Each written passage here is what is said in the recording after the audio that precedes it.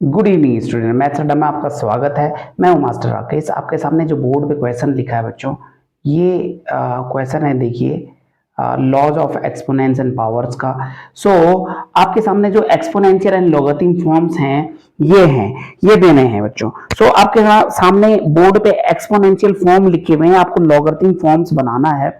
सो अगर मैं आपको कहूं, देखो, किसी भी नंबर की zero power equal to one, a raise to power zero equal to one, इसको ऐसा पढ़ा जाता है, a raise to power zero equal to one. Hindi में ए की power zero equal to one. अगर मैं आपको क्वेश्चन दूं 100 की पावर जीरो, तो भी वन के बराबर होगी। लेकिन लॉग फॉर्म में इसका रूल क्या बनेगा? लॉग फॉर्म में अगर मैं यहां लॉग लगाऊं तो log one base a equal to zero हो जाएगा। Log one base a equal to zero हो जाएगा। ये इससे निकल करके बनता है। ओके, सो लॉग वन ये बेस हो जाता है और ये जीरो आ जाता है, उसकी वैल्यू। सिमिलरली किसी भी नंबर की वन पावर उसी नंबर के बराबर होते हैं, a raise to power one equal to a. तो एक्सपोनेंशियल फॉर्म है ये। हमें लॉग फॉर्म में क्या लिखेंगे? Log a base a equal to one. Okay, log a base a equal to one, ये इसका रूल हो गया।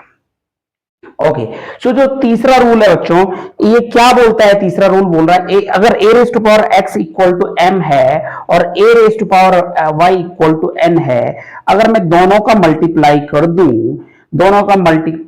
दूं तो क्या हो जाएगा? ए की पावर एक्स इंटू ए की power y equal to m into N.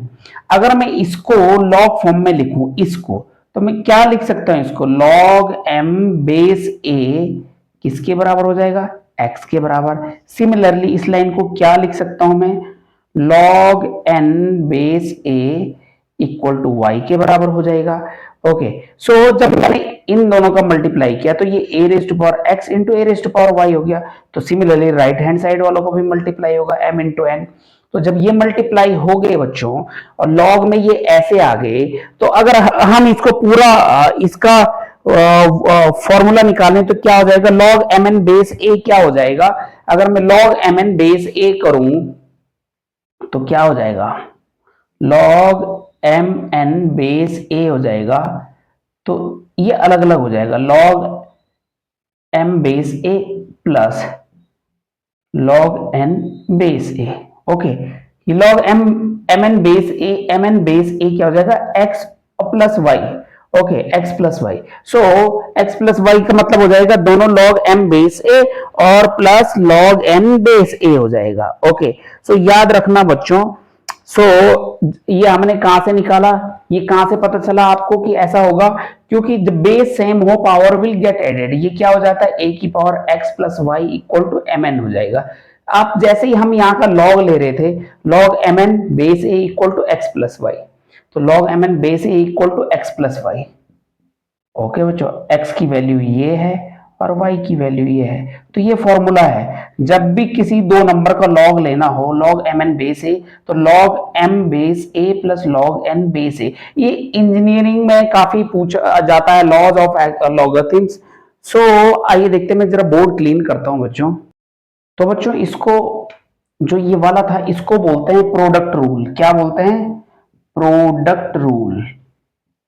Okay, इसके बाद जो आता है डिवीजन वाला आता है, उसको बोलते हैं quotient rule. Quotient rule. Okay, so product rule में आपने देखा, जब भी प्रोडक्ट मींस मल्टीप्लाई, मैथ्स में प्रोडक्ट का मतलब होता है मल्टीप्लाई।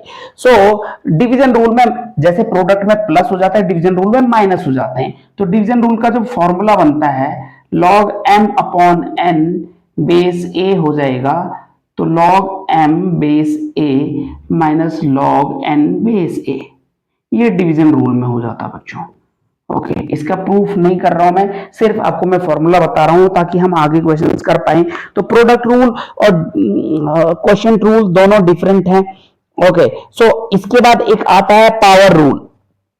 पावर रूल को क्या बोलते हैं?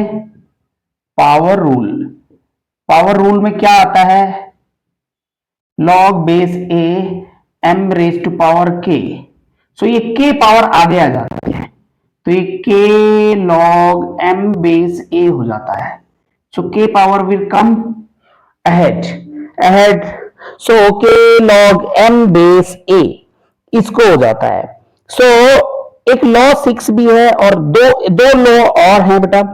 एक का नाम है change of base. So change of base क्या होता है, ये आई बिलीव ये क्लियर हुआ होगा आपको थोड़ा बहुत। सो ठीक है, मैंने बोला log c बेस ए, तो मैंने log c को बेस, मैंने बेस ए ही रखा, इसको क्या रखा मैंने, बेस ए ही रखा और दूसरे का बेस बी कर दूंगा मैं। सो अगर मैंने इसको लिखा log b base A multiply, ये यहां चल जाएगा बी बी और ये यहां सी। ओके, सो ऐसा समझ लो बी से बी कट गया, सी और ए बच गया, तो ये ऐसे करके बेस चेंज कर सकते हैं हम। Okay, so this is the rule. So आप चेंज कर सकते हो ऐसे करके लॉग।